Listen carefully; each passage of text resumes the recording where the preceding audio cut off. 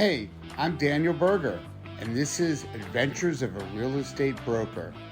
Welcome to the podcast where Metro New York real estate meets great stories and a douse of humor. Forget the dry sales talk. Here we dive into the fun and unexpected moments of real estate. Join me each week as we explore Westchester, Long Island, the Bronx, and more. You'll hear about the people, the places, and the crazy situations that make this industry so interesting. Thanks to our sponsor, Remax Prestige Properties, we're ready to share the lighter side of real estate. Whether you're a pro, a buyer, or just curious, we've got something for everyone. Ready for today's adventure? Let's get into it. Hello, everyone, and welcome to another episode of the Adventures of a Real Estate Broker with Daniel Berger. This week, I'm excited to have on, all the way from Seattle, Washington, Michael Voulgarakis, who is the managing director of Southgate Ventures. They deal more in the commercial end with multifamilies, and I thought it'd be cool to hear that part of the business. And also, again, a lot of it is also just how do you deal with people and also some interesting stories. So with that, Michael, thank you very much for coming on this week's episode. No, thank you for having me. Give us a little bit of a lay of the land. I guess your background, some of the things that you've done and what got you over to Southgate Ventures. I started in investing in some small properties, buying condos in my younger years, and I ended up wanting to understand how income producing property works better, right? Multifamily, retail, office buildings. I had a background in residential construction because my father used to build homes. And I went back to grad school, got a master's degree in commercial real estate finance, took various jobs in New York City in real estate, started out in appraisal, then went to underwriting commercial loans, both bridge loans as well as CMBS loans. And I also asset managed portfolios of retail, office, medical office, and multifamily properties. And about 4 years ago, I jumped off with a partner to work full time and create an investment platform where we buy multifamily properties in Seattle, Washington. So you buy them, you buy the multifamily assets and then you manage them as well. We do.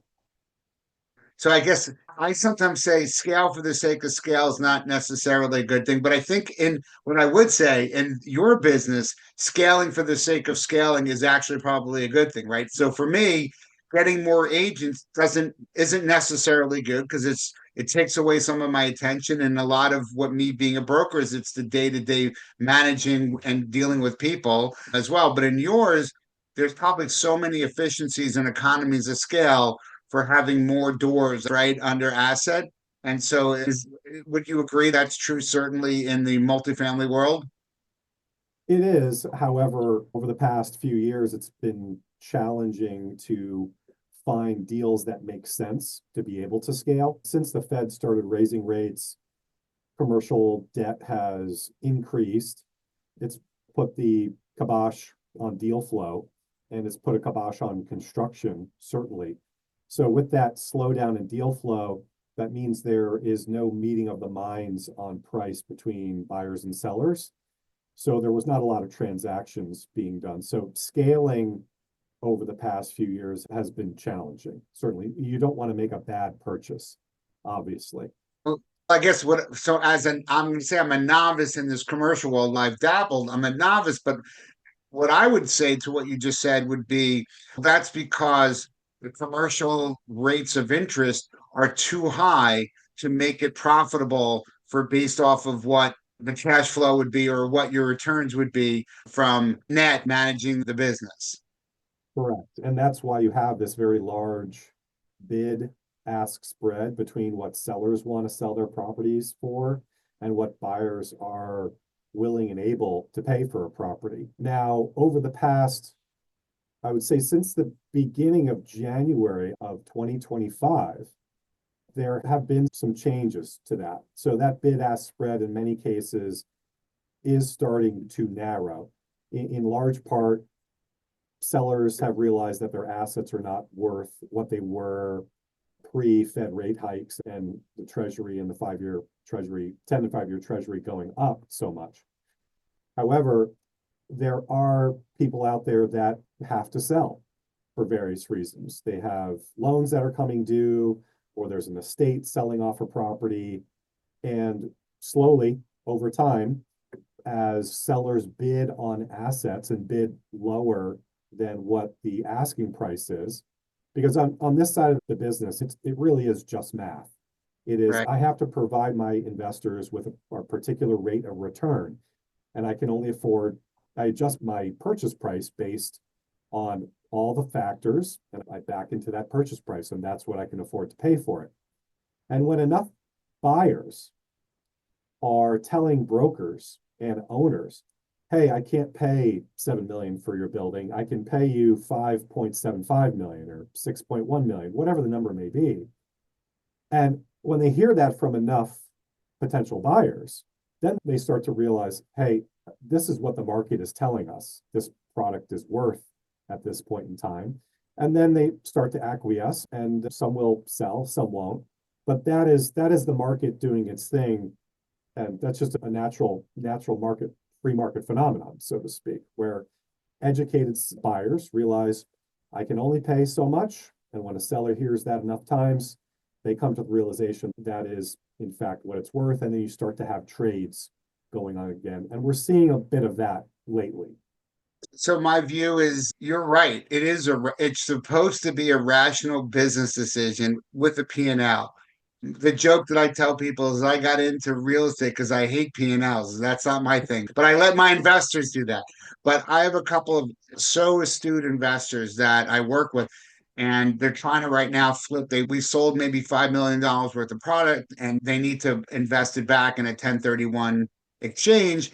And it's very simple. I'm basically going there, I'm opening the door, but he's doing the math, right? We get along really well. We go there, I get him all the input data he needs, and he just does math. And if if the math isn't mathing, then we don't bid on it. Or I generally try to get him to bid, what is the math telling you? And bid that number. Because like you said, you might not get it now, but 2 months from now, when they're not selling it, they come back and they said, you offered us 3.6 million.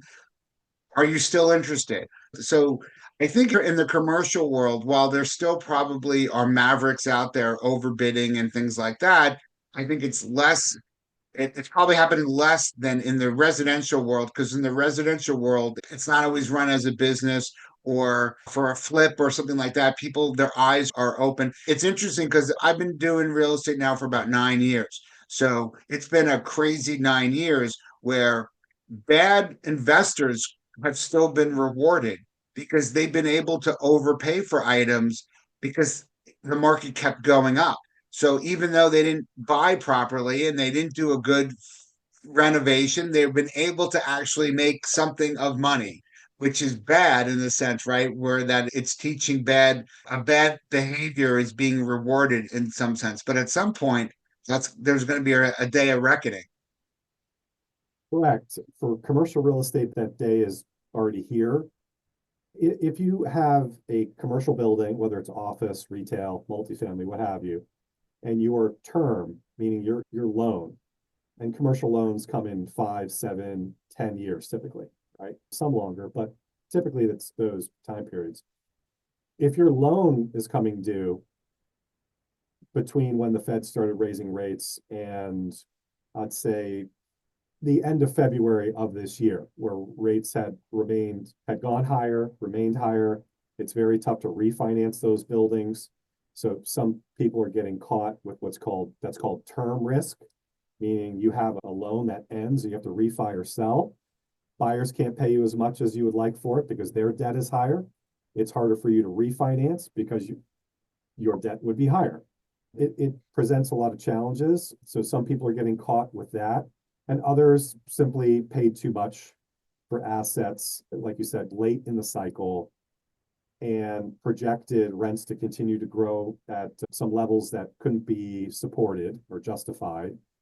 And they also got overly aggressive on some other underwriting assumptions, meaning that all the inputs in the math that we were discussing earlier. And now they realized we can't make the project work. So we're going to sell it for a loss at this point. So we're seeing some of that in the market that we play in. That is also happening in other markets throughout the country to varying degrees. But I can only speak about the Seattle market specifically from what I see on a day-to-day basis. Do you feel that you're sometimes we talk about diversification. So maybe you're diversifying in the assets that you own, but you're not diversifying in the area. Seattle has Boeing and Microsoft and Starbucks. Is that pretty good for an East Coast guy? It is. So those companies, if and I don't know if this news has gotten yet to the West Coast, but there's this thing called tariffs that seem to be in play right now. But all of those things are increasing input costs, right? So everyone's math is changing. And so you're not divested, you're invested in Seattle. So you're almost all in on Seattle. How does that work? And but also the economies of scale probably clearly work better when you're in one area that you know all the rules, and so it makes it a little easier from that standpoint. Yes, I'll address the latter part of that, which is we have seen in the past small groups, such as the company I work with, try to go into too many markets and buy properties.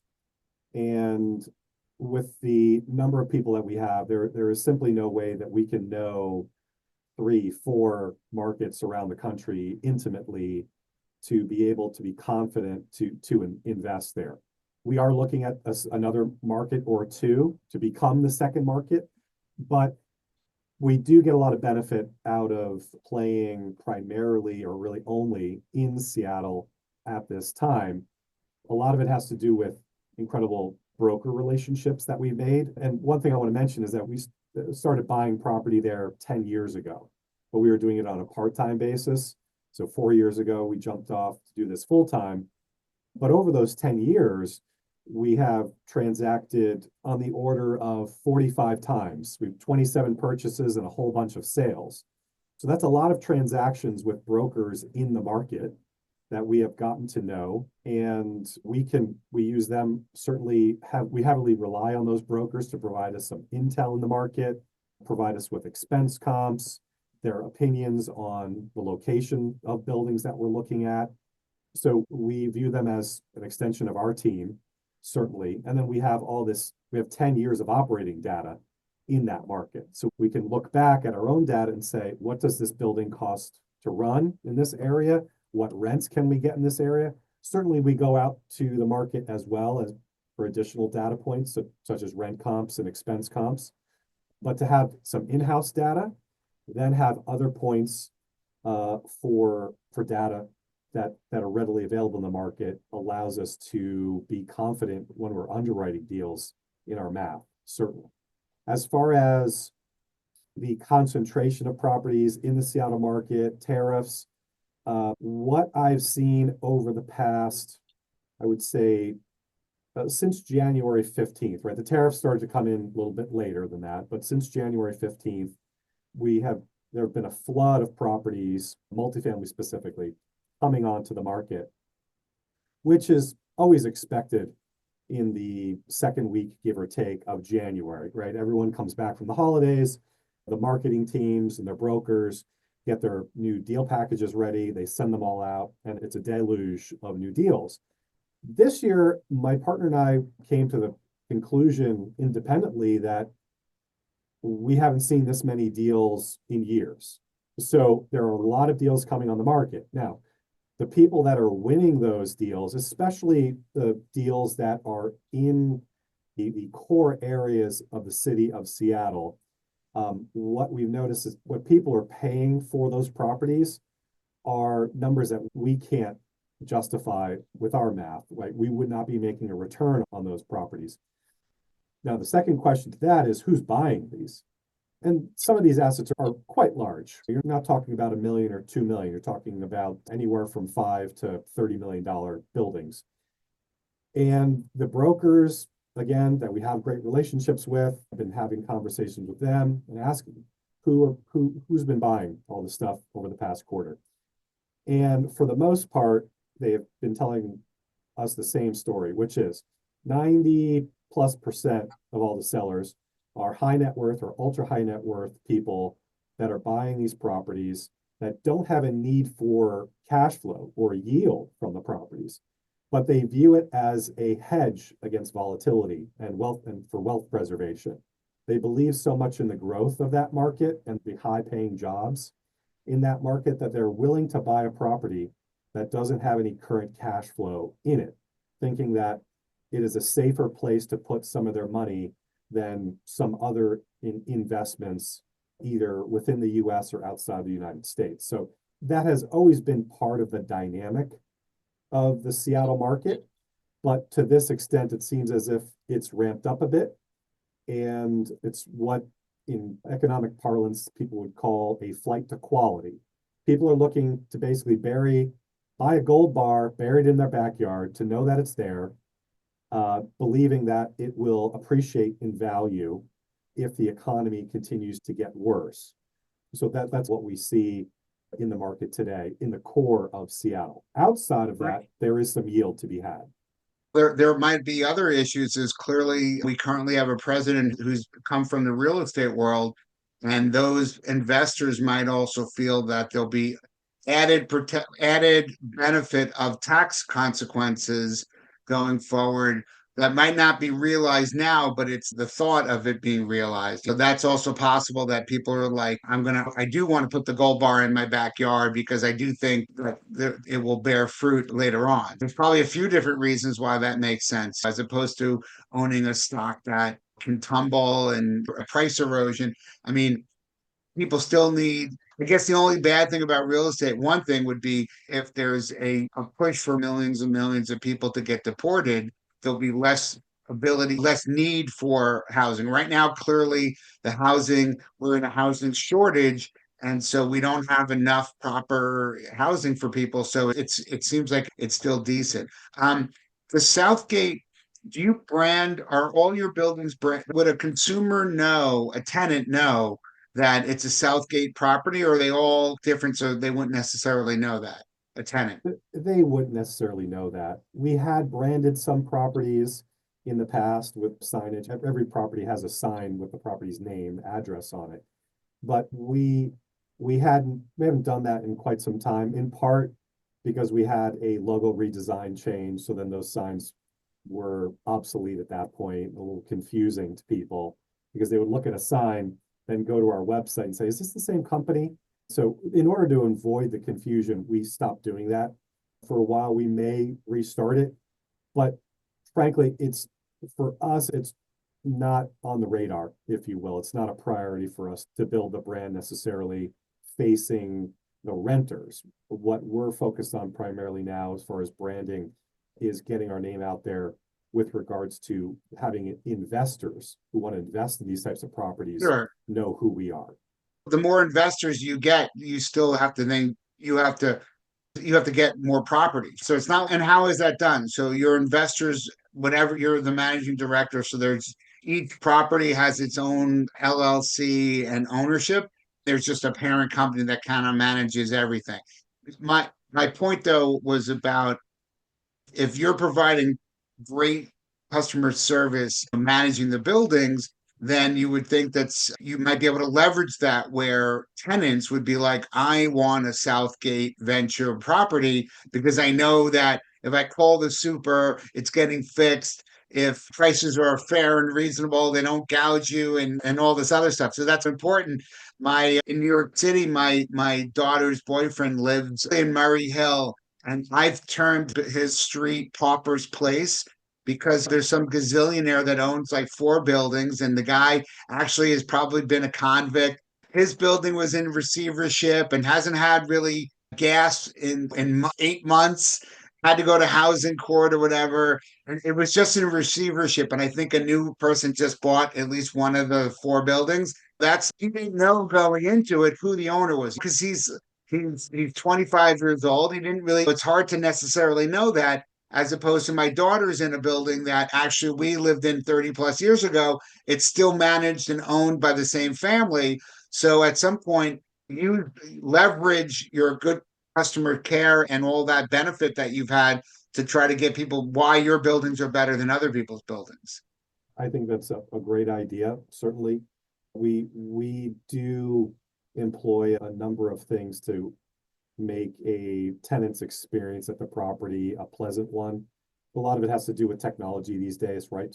The property management software that's out there is drastically different than what I certainly experienced from a customer service standpoint when I was young, living in apartment buildings, right? You're no longer calling the super. You Or and are, calling with a rotary phone that you got to stick your finger in, and the right. So now you're logging something on your app where you're yes, basically able to and get tracked, and it probably gets sent to all the people. So that that technology, it certainly makes for a better experience. Clearly, it can, right? If you're yes. employing those and actually going by, then it's certainly, and younger. Obviously, you rent to everyone, but people are expecting higher end customer service and touch points in all aspects of what we do right? So why shouldn't your apartment, which is generally using 20% of your income potentially for a housing expense, should have the technology that you're talking about? Yes, and because I think, except for the exception of one property, all of our properties have been within the city of Seattle, which if you're in the city, you can typically get to downtown to a job, to one of the major employment centers within 5 to 15 minutes, right? Commute times are very, very short if you're in the city. And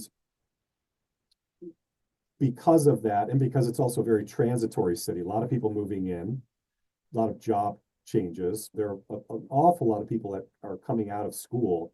So young renters, whether they're from the University of Washington or elsewhere in the country, moving into the city to enjoy city life as a young person and only have a 5, 10 minute walk or bus ride or car ride, bike ride, what have you, to work every day.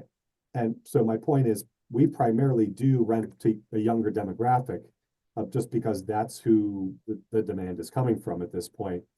And those individuals, certainly with how technologically advanced they all are, they grew up with the internet, right? The internet came along when I was a freshman in college, not to date myself, but the concept of calling a super and having to go back and forth, set up appointment times to have someone come out and fix something in the apartment, that's old hat at this point. You right away you dated yourself and you said pick up the phone and call, because Yes, that's not exactly. how Correct. they could text maybe. Correct. Otherwise, it's going on the app. And while they're ordering their Uber Eats or their DoorDash, they can say, "Oh, my toilet's clogged" as well. And they can set the appointment with the maintenance person. They can describe the issue. They can take a picture of the They could issue. right. They can say in the app when they're available for someone to come by, or if they will allow a maintenance person to go in the apartment without them. If there's a dog or cat, they'll mention it with the please don't let them out type of messaging. So it really cuts down the back and forth to a point where we've had nothing but good reviews as far as utilizing that. Obviously, online rent payments, any communication regarding a bill that might be underpaid, we can easily send them a text saying, hey, this is not paid yet, anything going on. So that is part of the user experience that we think a good user experience we're providing tenants. And having your needs met as a tenant, right? Which is, look, if something's broken, can you come fix it right away? Can you make it convenient to me and work around my schedule if needed to fix it? And is it a hassle-free experience to sign my lease, have my lease archived on the portal so I can review it at any point in time, get notices of when my lease is coming due? All of that really does help a customer experience.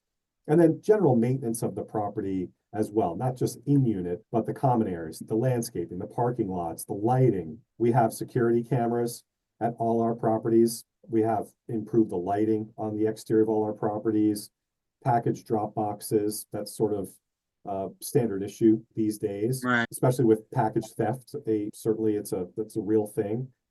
And if you're running a property, it's well lit, it's secure, people feel safe, their needs are being met. I think that makes for a very good customer experience. Well, if you can have the customer experience so people can extend their leases, that's really where you get even more profit because you have zero downtime. You don't have to paint again. You don't have to clean it again. And so my daughter's building, again, it's older, but I do think that they've adapted some of the technology. But you probably have the advantage that you started newer with when some of the stuff was there. So almost all of your applications are new as opposed to people that are trying to cobble together old systems and when do you convert to the new systems because it's expensive. It's probably more like what my daughter's building at her boyfriend's place. It's this old school slumlord, convicted slumlord probably who ended up going bankrupt type of thing. Even though it's New York City where it should, there's no reason for it to not be as good as that. Clearly, there are buildings, but it is not. I would say that it's not the norm necessarily that it runs so smoothly, but certainly in Seattle, a lot of your clients are going to be also in tech and the engineers. And so those people aren't going to want to hear that it's so prehistoric, basically, to them at least. But I'm just going to surmise here, but one of the reasons why I think we have provide a good customer experience is that oftentimes we're buying properties from older owners who are not implementing technology. And they're just not in the loop with what's out there, right? They have no debt on the property. It cash flows like nothing else. They're typically close to or retired. And to them, it's a windfall. They don't want to put the effort into the learning about how they can improve the property, how they can improve user experience, how they can increase rents as well. That would typically come with a renovation, right? So they don't have the capital to put into the building to renovate it, to bring it up market. So between fixing up the property and implementing tech to provide a better user experience, that's a lot of work. That is the work that we do, right? That's why we're getting paid to do just that. It's not easy, but we are taking those properties from those folks who no longer want to own them. We're improving that customer experience. We're improving the asset, both inside and the unit interiors and common areas. And in many cases, in fact, in most cases, we are creating a more environmentally friendly building as well, right? Installing double paned windows where there might be single pane windows. That's more energy efficient. There have been buildings where we've swapped out a gas water heater for the entire building that was burning through an incredible amount of energy bill that we have typically never seen in the market, swapped it out for two modern, highly efficient electric hot water heaters, drop the electricity bill and the need to generate electricity or power rather quite significantly, and many other things that we're doing as well to conform with the environmental standards that have been set for buildings in Washington State and Seattle.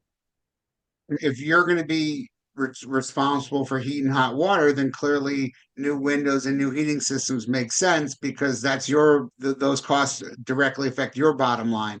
But it does, I'm sure that you're doing other things that are also helping what might be the utilities or whatever in individuals' buildings. But investing in the properties if you have a longer horizon of how long you're going to own the asset or what standard you're trying to bring them to, it's clearly different than someone, like you said, who's been holding on to it for years, might have 5 or 10 more years left, and they're making so much money that they're like, it becomes a risk for them to invest all that money to do what you're doing, not knowing what the market might be in 5 to 8 to 10 years.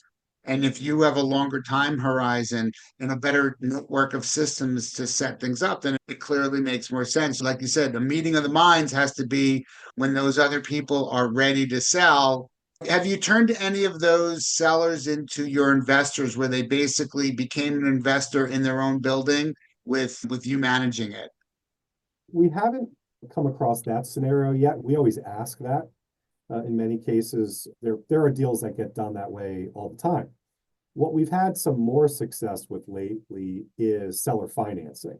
So they're not invested as a limited partner or an equity investor Right, but in they the hold the deal, note a little bit. but they hold a note. So that is a way that deals have been getting done over the past few years, right? They're offering below market financing in order to get the building sold off, where they probably wouldn't be able to get their number either with if the buyer had to go to a traditional lender and get a higher interest rate. So What would be like a seller? Is it 5%, 7%? What's a number that would make sense for seller financing? we have a 6% interest only loan on a property right now. That's seller financing. And at the time we purchased the property with that, obviously. Whereas traditionally we would have had to go to what's called a bridge lender to buy this property because it was a very heavy renovation. So bridge lender is short-term financing, typically 1, 2, 3 years, like construction financing, where they will give you enough proceeds where you can buy the building. And also often they will give you some proceeds to help you fix up the building as well. The issue there is that their interest rates are higher than traditional permanent financing. Today, maybe a bridge loan would be in the 9% range, 8, 9, 10% range. So we were able to get into a property at 6%, slightly lower leverage. We're not getting any money from the seller, obviously, to do the renovations. But being in at a 6% rate and having that rate be fixed, whereas a bridge financing is floating, unless you get a rate, there's rate caps and things like that to mitigate that floating rate risk. But to go buy something at 6%, be able to renovate it with monies out of pocket, obviously some more money has to come out of pocket for the purchase price. It eliminates a moving part or a variable in this whole business plan. Because yes, the note is fairly short term. I think it's about the 3 years, I believe. But we have a fixed rate debt that's very low that allows us to sleep at night instead of a 9% floating rate bridge loan that we're scrambling to try to get the building renovated, re-tenanted, stabilized, fully leased. And then we would have to go to another lender for a permanent loan, right? Which is similar to a loan that you would get on a house, right? Fixed rate, amortizing loan, let's say a 10-year loan on a 30-year amortization schedule, for example. But there's risk every time you're going for new financing in that series. There is risk there because rates could spike up. Now you're not getting enough proceeds. And if the market shifts on you, then it's very hard to get out of that bridge loan. So getting seller financing that's fixed is a very attractive thing in many cases. You'd laugh when you hear this, but so I own an investment property with my contractor, and it's not levered, right? So it's cash. But do you have any of your buildings that there are no notes, or it just doesn't make sense because in your world, people rather have more leverage and then buy another asset using other people's money? That obviously you have to pay interest for that, but in the commercial world, it just makes sense. What you've described that you and your contractor are doing, I agree with that philosophy wholeheartedly to a degree. And what I mean by that is the buildings that we're buying, right? If I'm trying to buy a $7 million asset, that's a lot of money to raise, $7 million to pay cash for, right? The ability to use leverage on a building that big, leverage meaning the debt on the property, to produce a higher return that I would get on an unleveraged property, even if it's a 50% loan, 50% LTV, right? If I'm borrowing 3.5 million, raising and putting in $3.5 million, that's a very safe loan amount. You can weather any storm, so to speak, any economic volatility. And if it's cash flowing at that level, that's attractive too. That is the holy grail of real estate, where you would like to get to the point where you don't have any money in a deal and it's purely cash flowing to you. But because the properties we're buying, for us anyways, are expensive, we just don't have the ability to raise all that money and pay cash for something and have it cash flow away. In my case, it's also, I think if there were more opportunities to find things that made sense, then you would consider levering, right? Because you're like, why do I have 900,000 and I could pull out half, I could pull out whatever, and then I can go buy something else because I am making probably 10 to 10 to 12% return with tying up the capital, it's fair. Plus, there's tax advantages, right? So that's just not even technically with my tax advantages. But I think if I had better opportunities where it would make sense, then I would do that again.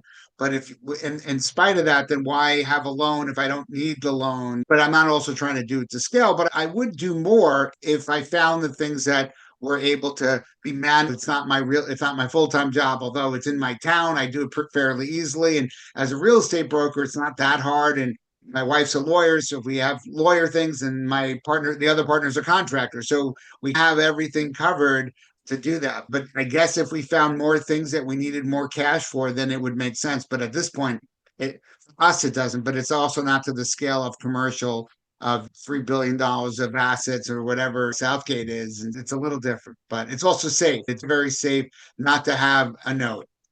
It is, and I was thinking just that there is a lot to be said for a strategy that allows you to sleep very well at night, right? The purpose of investing is so that ideally you don't have to worry about money so much. And that definition to me is being able to sleep at night thinking, okay, I'm in some good assets. My debt levels are manageable to low to non-existent, right? Depending on the asset. That's in part what allows you to sleep at night, because if there's economic volatility, you don't have anything to worry about other than, hey, are tenants going to remain in place? But even if you were to lose some tenants, have some volatility there, if the economy that you're in is robust enough over time, that building will fill back up. But during the volatile periods, you have the ability to hold on to that building through a downturn. That is one of the keys that I think is not said enough when people are talking about real estate. The survivors of the investors, that is, who survive a real estate cycle and get through a downturn and are able to get into the next cycle and the next upturn, that's where wealth is really generated. Because if you lose a building in a downturn, it's an incredible hit to the equity, the cash that you've put into the building. So having low enough debt where you can weather any economic volatility, make it through to the other side, and then ride a wave of growth thereafter into the next cycle, that is really what many investors with a long-term mentality are shooting for. Yep. We could probably talk for hours. I appreciate it. I think we're on for about 45 minutes or so. But Michael, I can see your professionalism, managing properties, managing people's money, being the managing director, and making sure that what you sell to your investors is what you can deliver, or maybe over deliver a little bit. But it's a hard business, right? There's no shortcuts. You have to put in the effort to do it. But I think if you're looking at it properly and methodically and using the proper strategies, it's certainly one that you can have a living and bring value to your investors. And as you said, there was a period of time that you just couldn't buy things that made sense. The math wasn't mathing. And you talked about being a long-term investor. You have to if you're going to do something for the short term, that's when prices go up. You have to have the stomach for it, and you have to be patient. Patience is probably more important, for patience on the upside and the downside. And if there is a downturn, be ready to jump in on other people's mistakes where you might be able to get a lot of buildings. So I'm assuming that's not that we want anything to crash, but you have to be prepared. You can't overspend, and you have to be prepared that if things are in a downturn, that you're smart about it and going about adding assets as appropriate. I couldn't have said it any better. You could have, Michael, but I appreciate you let me saying that. And I just wanted to thank everyone again for Michael for being with us from Southgate Ventures, the managing director, Michael Voulgarakis. And thank you again. And it's Daniel Berger for the Adventures of a Real Estate Broker. Until next time, thank you, everyone. Okay. Thank you, Michael. Fantastic. That was fun. Thank you, Daniel. So it's not necessarily, it doesn't, my thing is not necessarily, doesn't have to, it's better if it's not our business, but we tied it in fairly well. And people feel that it's easy to do. oh, why don't you, like, they're like, why don't you, you should take a loan out on your place. I'm like, why should I take a loan out? What am I going to do with, like, why? Yeah, and you can, beautiful thing is that you always have that option. You can. You find a good deal, you go to bank, you say, hey, look, I want to put 50% debt on this. Take the money, go buy the other thing. But if you have too much debt on a property, you can get caught. And that's what's happening to a lot of people now, where the renter leaves, there's some economic volatility, or their loan is due now. They can't refinance it and they can't sell it for what they want to sell it for because the buyer can't afford to pay that much because their debt is higher.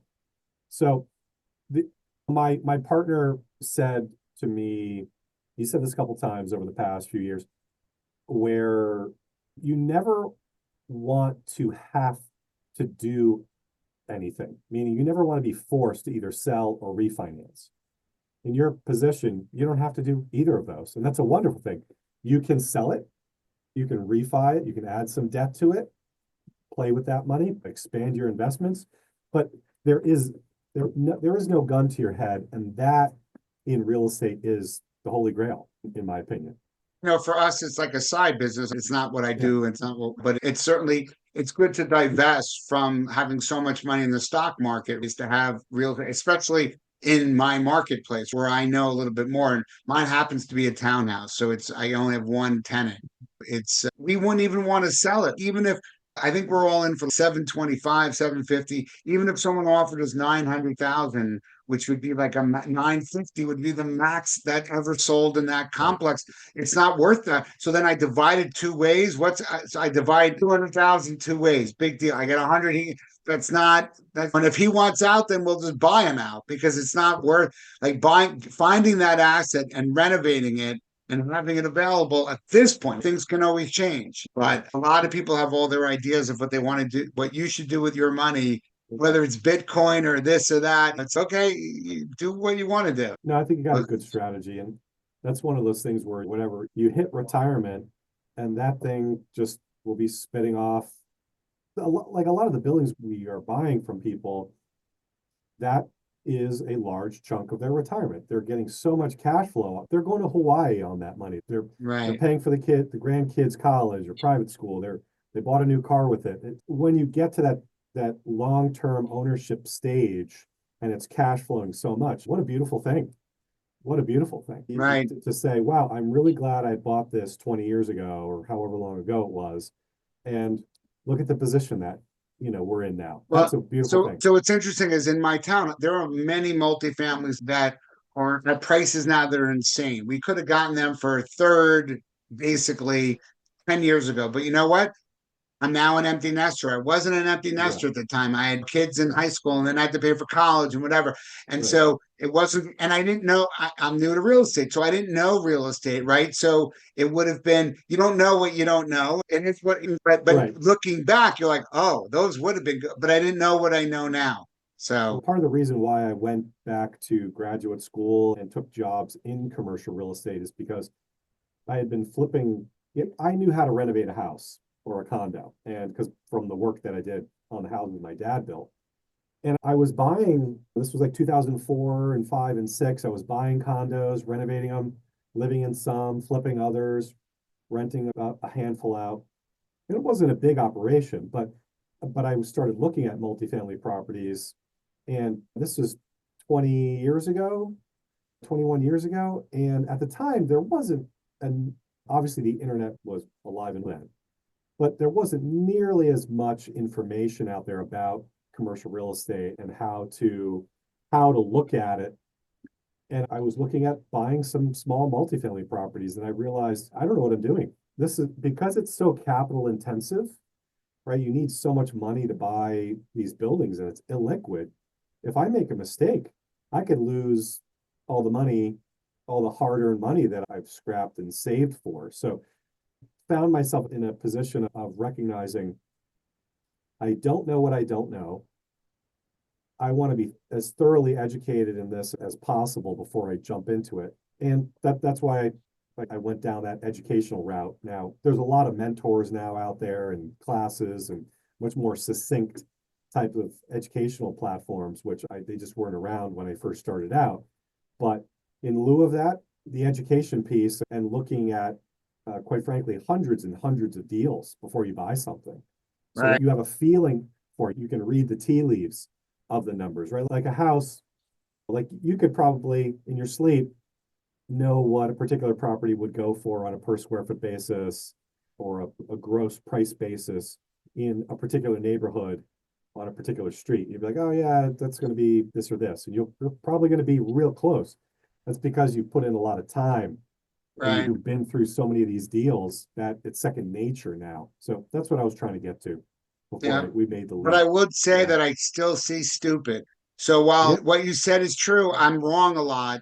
And I just listed something today for more money than it should be listed for, but it's about because supply and demand in my town dictates that there's nothing in that price Yeah. point. I listed Yeah. something for 1.7. It really has no business being 1.7. Yeah. But I'm going to get close. And I already have, like, I put it on this morning. I already have a bunch of showings in because if you can't get right, it's something's worth what one person and one right meeting of the minds, Correct. two people. You only need two people. I just Correct. sold, I'm in contract on a $3.6 million property. It's one of the highest sales in my town. One person came to the door. From listing to I got it in contract in 8 days, but it's one person, and it only takes Wow. one person who happened to be the niece of Paul McCartney, but that's beside the point. So That help, but that's the thing. To your point, single family homes are different, right? They're not based on the income. They're not income producing properties. they're not investments always. They're So a not lot of times investments, it's a house that you're going to live in. and if they have the means. I'm not putting $1 million Right. into the house. I don't even know how there's $1 million to put in, but that's the Right. number that I heard. But for some of that, but the taxes on that house is going to be $97,000 a year. So who has that? Who's going to pay 90? So money means different things to different people. And you're in Seattle, so you probably there are some people that have become multimillionaires because they happen to be at a good company. Not that they're not, but their company's stock went Yep. crazy. And Yep. so you're able to buy that Lamborghini or whatever. It doesn't matter because you have a lot of money. You don't really Yes. care. And you Exactly. can't die with it. You can. Exactly. So, Exactly. but Michael, Yeah. it was great talking to you. Thank you so much. I appreciate it. And they'll send you everything about tagging, whatever. And Okay. it's probably 2 months. I don't do any of that. Okay. There's like an order, but I look forward to having you on. And certainly, if I have any Seattle questions, I'll connect with you. Sure. I appreciate it very much. Thanks for joining me on the adventures of a real estate broker. I hope you enjoyed our time together as much as I did. If you laughed, learned something, or just had a good time, do yourself a favor and subscribe to the podcast. A big shout out to our sponsor, RE/MAX Prestige Properties, for making this all possible. Remember to leave a review if you enjoyed the show. It helps more people find us. Until next time, keep it real, keep it fun, and keep exploring the adventures in your neighborhood. I'm Daniel Berger, your New York realtor, and I'll see you in the next episode.